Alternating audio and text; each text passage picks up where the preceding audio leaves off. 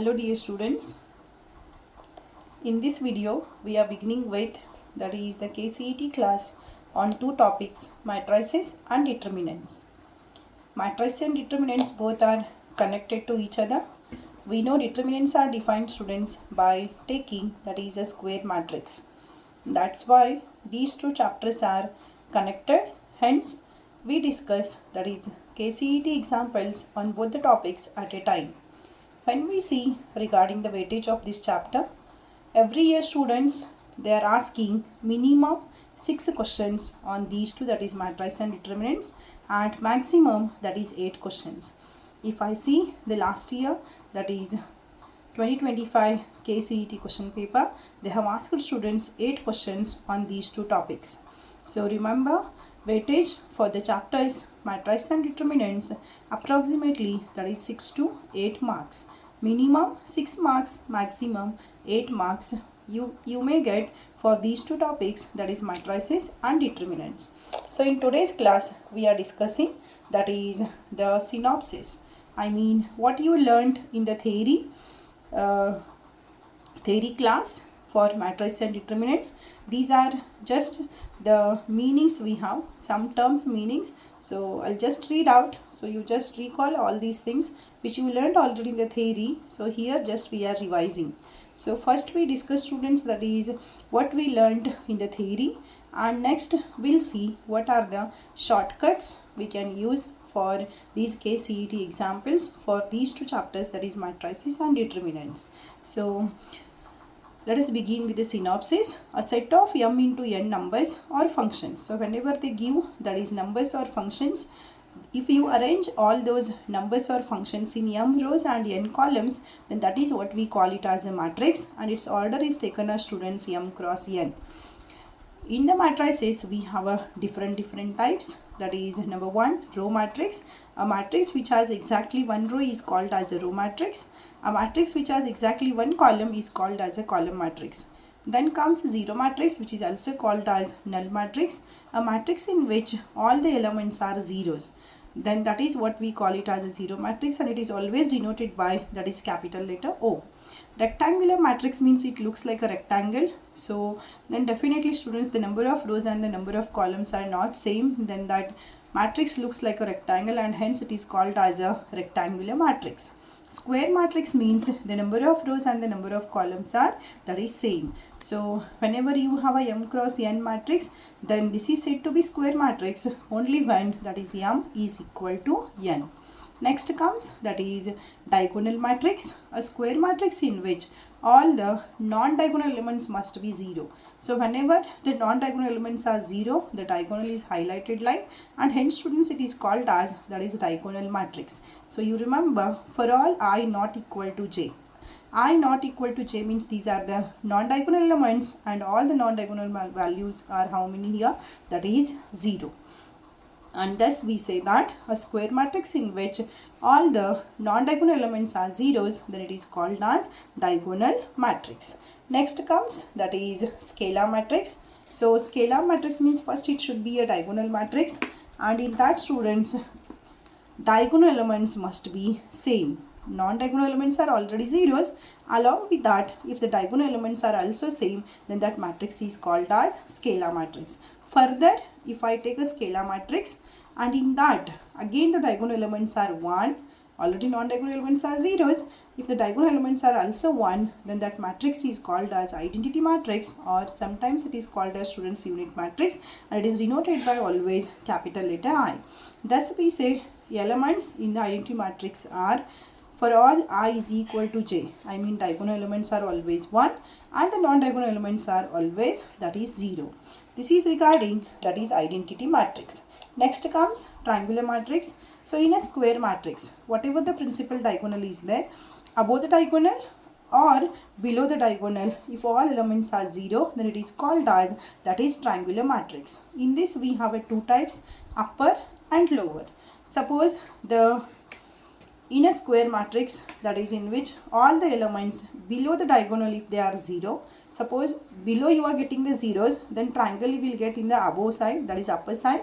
That's why that triangular matrix is called as upper triangular matrix. And suppose if you have, that is above the diagonal, all the elements are 0, then you will get below the triangle shape. So that is what they have called it as a lower triangular matrix. Reverse, you should remember, if the zeros are below, it's a upper triangular, and if zeros are above, then it is a lower triangular matrix. This is regarding the types of matrices. Next comes algebra of matrices, that is number 1, equality. Two matrices are said to be equal whenever they have a same order and the corresponding elements are same. That is nothing but, suppose if you have one matrix has a Aij of order m cross n and another matrix B that is having elements Bij of order p cross q, then both the matrices are said to be equal. Students, number 1, the m must be same as p and n must be same as q. That is what we say, both must have same order. And the second one, the corresponding elements, means suppose if I take A11 from this, then B11 from this, both must be same. If I take A12, then B12, they must be same. So for all I and j, if Aij is equal to Bij, and along with that, if the order is also same, then we say that these two matrices are how? That is equal. Next comes matrix addition. Matrix addition and as well as matrix subtraction, students, these are defined only for the matrices which are of same order. So whenever you have A and B are same order, then only you will get A plus B. And that addition is defined like this. Whenever you have two matrices of order m cross n, then A plus B will be corresponding elements, you have to add it. Means A11 from this, B11 from this, you should add. A12 from this, B12 from this, you should add. Like that you can continue, and that matrix is also of order what you are getting, that is m cross n. This is regarding matrix addition. Along with this matrix addition, students, you know matrix addition satisfy some of the laws, that is properties, you can say. Number 1, commutative law. A plus B is always equal to, that is B plus A. Commutative law holds good for matrix addition. Next comes associative law. Matrix addition is associative. That is A plus in the bracket B plus C is always same as in the bracket A plus B plus C. Next, distributive law also holds good whenever you have a scalar into bracket A plus B, that is matrix. So it can be written as Ka plus Kb. Similarly, if you have K plus L, that is K is a scalar, L is a scalar into A, if it is there, you can write this as a Ka plus La. And one more you can say, that is,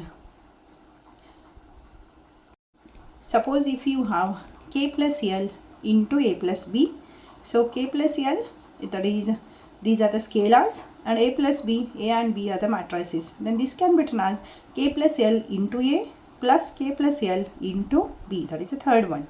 Next comes additive identity. Yes, we know that is zero matrix is called as, students, additive identity. Whenever we add zero matrix to any matrix, the again answer is that matrix A only. That is what we say, A plus O or O plus A, the answer is again A. Whenever this happens, the O is called as, that is additive identity. So remember, zero matrix is additive identity. Next, additive inverse in the sense, whenever we add matrix A to another matrix such that the addition is O, then that we should take it as a minus A. So this minus A is called as additive inverse of the matrix A. So here two things you should remember. Zero matrix is called as additive identity and minus A is called as additive inverse of the matrix A. Next comes matrix subtraction. So matrix subtraction is same to same as, that is matrix addition.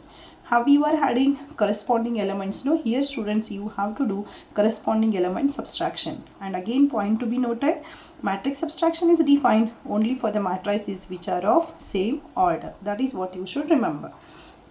And here matrix subtraction doesn't satisfy any properties. Here no, commutative law, associative law, these doesn't holds good. Hence students, we don't have properties for this. So we have properties only for the addition and as well as, that is matrix multiplication.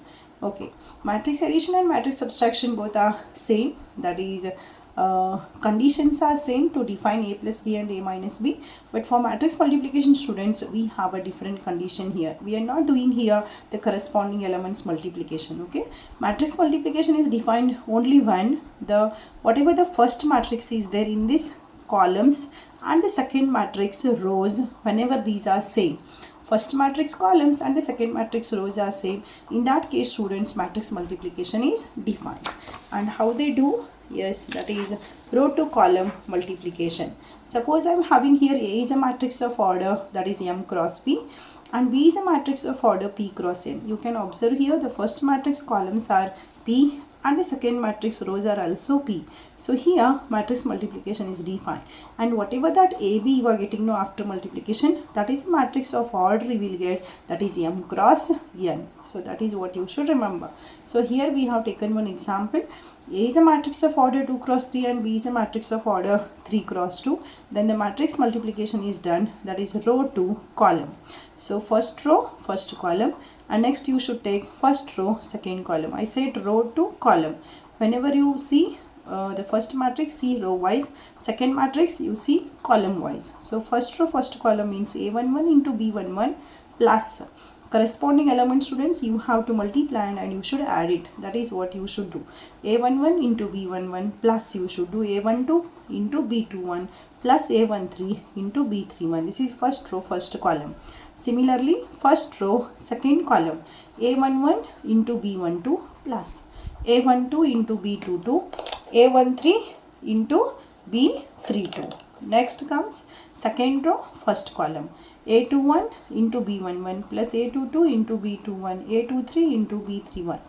Next last second row, second column, A21 into B12 plus A22 into B22 plus A23 into B32. And this is a matrix of order what we are getting, that is 2 cross 2. Yes, here we have. Similar now comes, that is properties. Matrix multiplication is not actually commutative. In general students, A into B is not equal to B into A. It holds good. I mean commutative law holds good. AB is equal to BA you are getting only for the diagonal matrices of same order. Whenever A and B are diagonal matrices, you know diagonal matrices means non-diagonal elements must be 0 in that. So whenever you have two diagonal matrices of same order, in that case students, A into B is equal to B into A. But in general, remember, matrix multiplication doesn't satisfy, that is commutative law. Next comes associative law holds good here. A into BC is same as AB into C. Distributive law also holds good, that is A into bracket B plus C, this can be written as A into B plus A into C.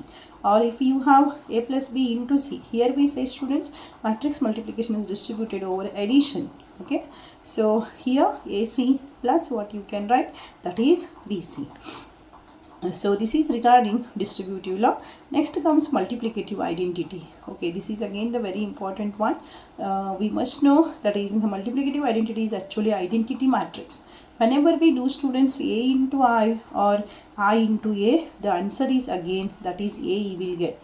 So that's why this I is called as multiplicative identity. Remember this line, A into I, whenever we do, the answer is again A. So I is called as a multiplicative identity. Okay, this is multiplicative identity. Next comes multiplicative inverse. Okay, multiplicative inverse is nothing but, suppose I have a matrix A now, so that I'll multiply students another matrix B, such that A into B you do or B into A you do. If the answer is I, then whatever this B matrix is there, it is called as students inverse of the matrix A, and that is what we write it as A inverse is equal to B. So how to find A inverse we see later.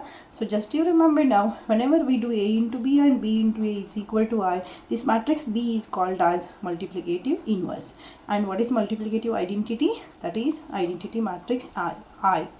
A into I is always A, and whenever here from this what we got is A inverse is nothing but B. B is called as inverse of the matrix. So that's why here what we got is A into A inverse. Whenever we do, the answer is always that is I. So two things you remember. A into I is always A, And whenever we do any matrix into its inverse, no, the result is always identity matrix. Next comes, that is transpose of a matrix. Whenever you have matrix A as a matrix with the order m cross n, then its transpose is, students, obtained by interchanging rows and columns. I mean, rows you write it as a columns, that is what you will get transpose of a matrix. That is denoted by always either A dash or AT. And whenever you do know, that is transpose, the number of rows rows and columns you are interchanging means, so obviously the order will also interchange here. A is a matrix of order m cross n means you will get A dash is a matrix of order, that is n cross m. And using this, students, transpose, we are defining two more matrices. One is symmetric and another one is skew symmetric. So whenever A dash is same as A, that matrix is said to be symmetric. And symmetric in the sense, what happens here, that is whenever we take, students, any square matrix we take first, and the symmetric element means whenever you fold this square paper, this element will coincide with this. Okay, so whatever present here, no, for example, if this is A12 and this is A21, then A12 must be same as A21, then this matrix is called as symmetric. That is what they written here. Ijth element must be same as jith element, 1 2 2 1. So then what we can say is the matrix is symmetric. And if it is skew symmetric, no, then always you will get, students, A dash is equal to, that is minus A. I mean here A12 and A21, whenever they are same, that is what symmetric, and whenever, students, they are same but with the opposite sign, that is what it becomes skew symmetric. And here one more thing, what happens is in skew symmetric, no, diagonal elements are always, that is 0. Diagonal elements are always, that is 0. Remember this. Next comes invertible matrix. So whenever, students, inverse exists for any matrix, then in that case that matrix is said to be, say this A, whatever matrix A is there, this is said to be invertible only when if its inverse exists. Okay, so that is what invertible matrix means. Next comes, you have a definition regarding, that is determinant also. So determinant is actually a function which is associated with, that is each square matrix with a unique number. For example, if you have, yes, you know, whenever you solve, students, any square matrix of order 1, suppose I am having 3 here and this is your matrix A, then determinant of A is again, that is 3. Suppose I have a matrix of order 2 cross 2, suppose 1 2 3 4 is there, then determinant of A will be 4. Product of diagonal elements minus product of non-diagonal elements, and that is minus 2. Same thing we are doing even for the 3 cross 3 matrix by expanding along first row. Even this value also you are getting a real number only. So what it shows here is, first square matrix, determinant is defined by taking a square matrix, and every time, students, you are getting here a unique real value, and that's why it is called as determinant is actually a function, and it is defined. What is first set here? Whatever the first set is there, it contains, that is square matrices, and here, students, the range is always, that is set of real numbers. I mean, every time you are getting the real number as a value here. So that's why they say determinant is a real valued function. The domain is always the square matrices, and the codomain is always, that is set of real numbers. Okay, every square matrix is related to a unique number here. That is what we call a determinant. How to find determinant for 1 cross 1, 2 cross 2, 3 cross 3? Yes, we know very well. Next comes, that is indeterminate, students, we are defining, that is minor of an element, cofactor of an element, and as well as adjoint matrix. Minor means whatever the element is there, Aij, no, that it's a determinant obtained by deleting that row and that column. If Aij is the element, then leave ith row and jth column. For the remaining elements, students, you should find the determinant. How much you will get the determinant value? That is minor. Once you got minor, you substitute in this, you will get, students, the corresponding cofactor here. minor of an element, cofactor of an element. Cofactor of an element is capital letter Aij, and it is defined as minus 1 raised to I plus j into Mij. Mij is a minor. So once you got minor here, you will get that is cofactor. And all the cofactor students you write in a matrix. Okay, capital letter A11, capital letter A12, capital letter A13, like this you find, and you do the transpose of this, and that is what we call it as a adjoint of the matrix A. So these are the terms you should remember, that is from this matrices and determinants. Only I told you students the terms here, and other than this we have so many standard results, shortcuts. Those we see in the next video. Thank you. Have a great time.